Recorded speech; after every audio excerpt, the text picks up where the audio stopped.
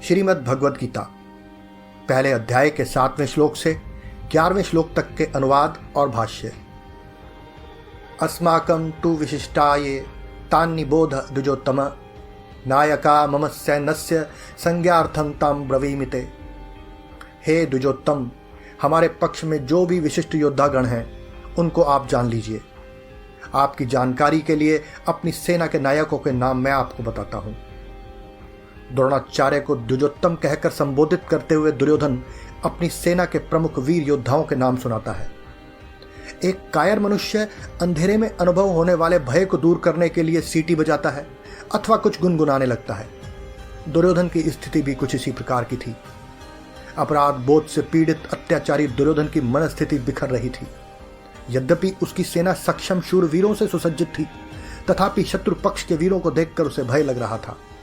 अतः द्रोणाचार्य के मुख से स्वयं को प्रोत्साहित करने वाले शब्दों को वह सुनना चाहता था, परंतु जब आचार्य के पास पहुंचा तब वे शांत और मौन रहे।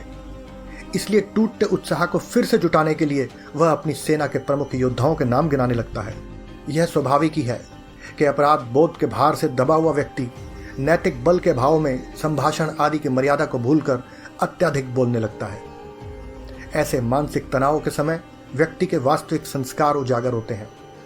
यहां दुर्योधन अपने गुरु को द्विजोत्तम कहकर संबोधित करता है।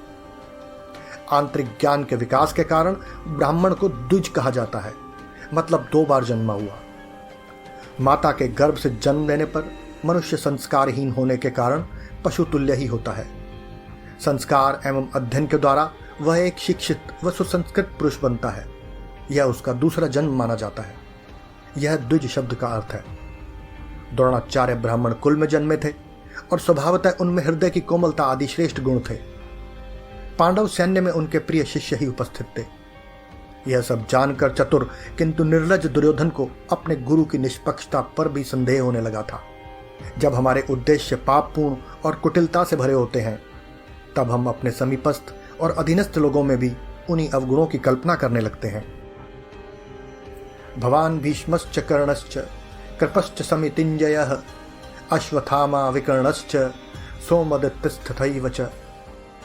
एक तो स्वयं आप, भीष्म, कर्ण और युद्ध विजयी कृपाचार्य तथा अश्वत्थामा, विकर्ण और सोमदत्त का पुत्र हैं। यद्यपि कुछ क्षणों के लिए अपराध की भावना एवं मानसिक उत्तेजना के कारण दुर्योधन का विवेक लुप्त हो गया था, किंतु एक तानाशाह की भांति उसने शीघ्र ही अपने आप को संयमित कर लिया। संभवतः द्रोणाचार्य के उत्साह रहित मौन से वह समझ गया कि उन्हें द्विज कहकर संबोधित करके वह शील की मर्यादा का उल्लंघन कर रहा था। अन्ये च बहवः शूरा मदर्थे त्यक्त जीविताः नाना शस्त्र प्रहरणाः सर्वे युद्ध विशारदाः। मेरे लिए प्राण त्याग करने के लिए तैयार अनेक प्रकार के शस्त्रास्त्रों से सुसज्जित तथा युद्ध में कुशल और भी अनेक शूरवीर हैं। एक अत्याचारी तानाशाह का गर्व और दंभ देखो कितना है कि वह कहता है कि इतनी विशाल सेना और उसके प्रमुख वीर मेरे लिए प्राणोत्सर्ग करने के लिए तैयार हैं। महाभारत के सजग अध्येता जानते हैं कि यदि भीष्म पितामह कौरवों की ओर से युद्ध न करते तो कितने लोग वास्तव में दुर्योधन के लिए प्राणदान के लिए तैयार होते। भीष्म के द्वारा हमारी रक्षित सेना अपर्याप्त है, किंतु भीम द्वारा रक्षित उनकी सेना पर्याप्त है। अथवा अपर्याप्तम तदस्माकं बलम भीष्माभिरक्षितम पर्याप्तम तुदमेतेषां बलम भीमाभिरक्षितम। भीष्म के द्वारा हमारी रक्षित सेना अपर्याप्त है, किंतु भीम द्वारा रक्षित उनकी सेना पर्याप्त है। अथवा भीष्म के द्वारा रक्षित हमारी सेना अपरिमित है, किंतु भीम के द्वारा रक्षित उनकी सेना परिमित ही है।